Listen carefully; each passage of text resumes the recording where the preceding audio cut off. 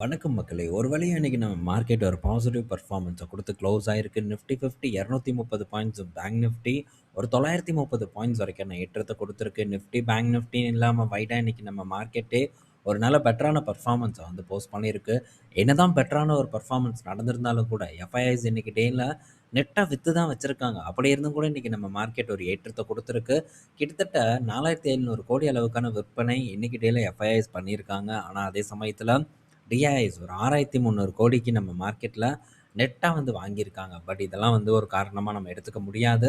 So FIIs இன்னும் நம்ம மார்க்கெட்ல பெரிய அளவுக்கு வந்து வித்துட்டு வந்துட்டு இருக்கிறத நம்ம பார்த்துட்டு இருக்கோம். இது கண்டிப்பா ஒரு டேஞ்சர் தான். அது மட்டும் இல்லாம போரும் பார்த்தீங்கன்னா, இன்னும் எந்த ஒரு முடிவுக்கும் வரல. ஸோ தொடர்ந்து நடந்துட்டு தான் இருக்கு. இந்த மாதிரியான சமயத்துல இப்ப ரீசென்ட்டா நம்ம மார்க்கெட் நல்ல ஒரு இறக்கத்த குடுத்துட்டு இருக்கு. ஆனா அப்பப்ப பார்த்தீங்கன்னா, ஒரு ரெக்கவரும் வந்து ஏற்பட்டுட்டு இருக்கு. இந்த ரெக்கவர் என்னத்த சொல்லுதுன்னா, "ஸோ தம்பி பயப்படாத. நான் என்னதான் கீழ விழுந்தாலும் திரும்ப புயல் வேகத்துல மீண்டு மேல போவேன்." அப்படிங்கிற மாரியான ஒரு பிம்பத்த ஏற்படுத்துது. பட் இது வந்து ரொம்பவே வந்து ஒரு ரிஸ்க்கான ஒரு சூழ்நிலையில தான் நம்ம இருக்கோம். ஸோ இந்த மாரியான சூழ்நிலைய கையாள்றது ரொம்ப கடினம். கரெக்ட்டா வந்து பிளான் பண்ணி பணத்த மட்டும் முதலீடு பண்ண ட்ரை பண்ணுங்க. ஸோ எங்கேயும் எதுலயும் அவசரப்பட்டு முதலீடு பண்றத மட்டும் பண்ணவே பண்ணிறாதீங்க. ஸோ ஸ்லோவா எப்பவும் போல உங்க பிளான் படி போனீங்கன்னா, பெரிய அளவுக்கான ஒரு பாதிப்பு இருக்காது. அடுத்த ஒரு டவுன்ஃபால் ஏற்பட்டாலும், இதுக்கு போடுறதுக்கு பணம் இருக்கும். மனசுலயும் கொஞ்சம் தைரியம் இருக்கும். இத மட்டும் வந்து ஞாபகத்துல வச்சுக்கோங்க. ஸோ இப்போ போர் நடந்துட்டு இருக்கு. இந்த சூழ்நிலையில பார்த்தீங்கன்னா, ஆ கேஸ் தட்டுப்பாடு பெரிய அளவுக்கு வந்து ஏற்பட்டுட்டு வந்துட்டுருக்கு. ஸோ யாரெல்லாம் இத ஃபீல் பண்ணியிருக்கீங்க அப்படின்னு தெரியல. எனக்கு கேஸ் புக் பண்ணலாம் அப்படின்ட்டு, ஸோ அந்த கேஸ் புக்கிங் நம்பருக்கு கூப்பிட்டா, ஃபோனே வந்து போமாட்டேங்குது. அவ்வளோதான் கேஸ் புக்கிங் எல்லாம் பார்த்தீங்கன்னா, இப்போ நிறுத்தி வச்சுட்டாங்க அப்படின்னு தான் நான் நெனைக்கிறேன். இந்த மாரியான அ ஒரு விஷயம் உங்களுக்கும் ஏற்பட்டிருக்கு அப்படிங்கிறத கமெண்ட் செக்ஷன்ல மென்ஷன் பண்ணுங்க. ஸோ நீ என்னைக்கு ஓப்பன் பண்ணி, என்னைக்கு புக் பண்ணி, அதுக்குள்ள சிலிண்டர் தீராம இருந்தா போதும் அப்படின்னு தான் நெனைக்க தோணுது. ஜஸ்ட் இந்த ஒரு சிலிண்டருக்கே இப்படி ஒரு இதா இருக்குது. மேபி நாளைக்கு இன்னும் பெரிய பெரிய பஞ்சாயத்தெல்லாம் ஏற்பட்டதுன்னா, ஸோ இந்த இந்த மாரியான பிரச்சனைய கையாள்வது மிகவும் கடினமான ஒரு சூழ்நிலையா நமக்கு அமையும். அதனால வார் அப்படிங்கிறதெல்லாம் ஏற்படாம இருக்கிற வரைக்கும் தான் நமக்கு ரொம்பவே நல்லது. மேபி ஏற்பட்டதுன்னா, ஒவ்வொரு சிரமமா நம்ம சந்திக்க வேண்டிய நிலைமை ஏற்படும். ஸோ ரொம்பவே வந்து பின்னோக்கி போறதுக்கான வாய்ப்பு இருக்கு. அத நம்ம வந்து அடைஞ்சிடக்கூடாது அப்படிங்கிறதையும் நம்ம ரொம்ப கவனமா வந்து இருந்துக்கணும். ஸோ இந்த நிலைமையில அ இங்க அட்னாக்கோட ரிஃபைனரியில ஒரு ட்ரோன் அட்டாக் வந்து நடந்திருக்கிறது தான் ஒரு டேட்டா வந்து குடுத்துருக்காங்க. ஸோ இதனால ப்ரிகாஷனா அவங்களுடைய யூனிட்ட ஷட் டவுன் பண்ணியிருக்கிறதாவும் ஒரு டேட்டா வந்திருக்கு. ஸோ தொடர்ந்து இந்த யுஏஇல தாக்குதல் நடந்துட்டுருக்கு. ஸோ அபுதாபில தான் இந்த தாக்குதல் ஏற்பட்டிருக்கு. என்ன நடக்கும் அப்படிங்கிறத வெயிட் பண்ணி நம்ம பார்ப்போம். ஆல்ரெடி ஆயில் புரொடக்ஷன் எல்லாம் இந்த நாடுகள் கட் பண்ணிட்டாங்க. ஸோ க்ரூட் இன்னைக்கு இறங்கியிருக்கு. இந்த ட்ரம்ப்போட வார்த்தையினால அதெல்லாம் வந்து சும்மா வந்து ஏதோ ஒரு இதுக்கு வந்து பேசிட்டு போயிட்டு இருக்காரே தவிர, ஸோ இந்த மாரி நடப்பதற்கான சாத்தியக்கூறுகள் ரொம்ப கம்மி. அதுவும் உடனே நடக்கிறதுக்கு. ட்ரம்ப பத்தி நமக்கு தெரியுமே என்ன நடக்கும்ன்ட்டு. வாரே சும்மா கொஞ்ச நாள்ல முடிஞ்சிரும். ஆனா அதுக்குள்ள அத்தன ஹாட் நியூஸ பார்த்தீங்கன்னா, ட்ரம்ப் அவரோட வாயிலேயே குடுத்து, மார்க்கெட்ட மேலயும் கீழயும் வந்து ஏத்தி இறக்குறதே ஒரு வேலையா போச்சு.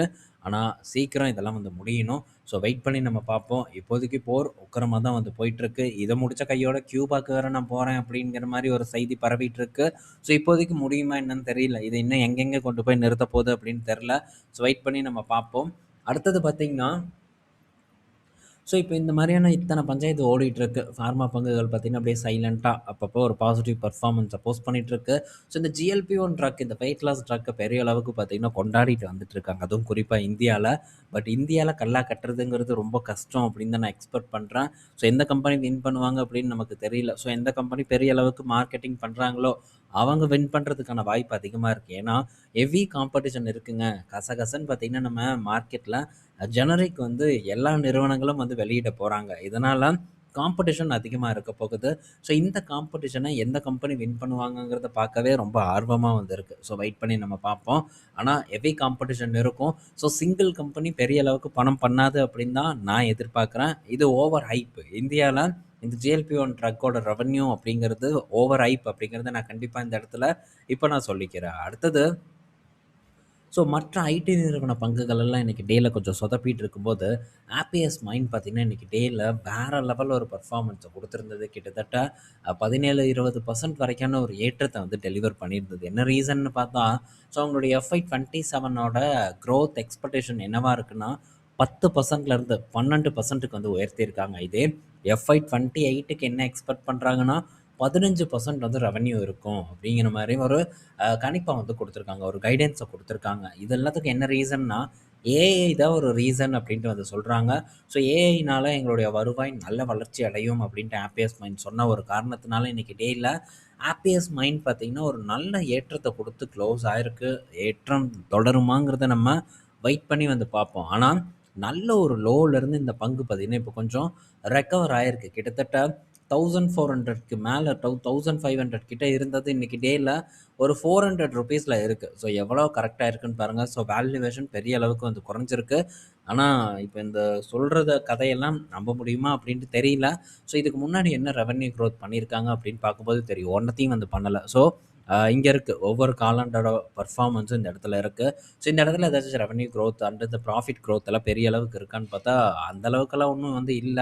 ஸோ பார்ப்போம். இவங்க சொன்னது வந்து நடக்குதா அப்படின்ட்டு.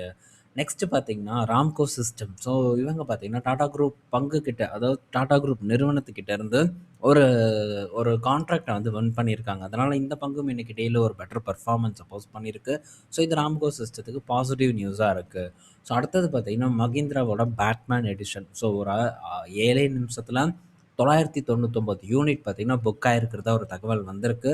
ஸோ இவங்க இந்த பேட்மேன் எடிஷன் ஸோ ஒரு இந்த லிமிட்டெட் எடிஷன வச்சு சூப்பரா வந்து ப்ளே பண்ணிட்டு இருக்காங்க மகீந்திரா. ஏன்னா, இந்த கார் ஒண்ணும் ரொம்ப சீப்பான ஒரு ரேட்டுக்கு விக்கக்கூடிய கார் இல்ல. கிட்டத்தட்ட 28,00,000 எக்ஸ் ஷோரூம் பிரைஸே 28,00,000 நல்லா விலை அதிகமா இருக்கக்கூடிய ஒரு கார் தான். அதுக்கு இந்த அளவுக்கு ஒரு டிமாண்ட் பார்த்தீங்கன்னா, நம்ம நாட்டுல இருக்கு.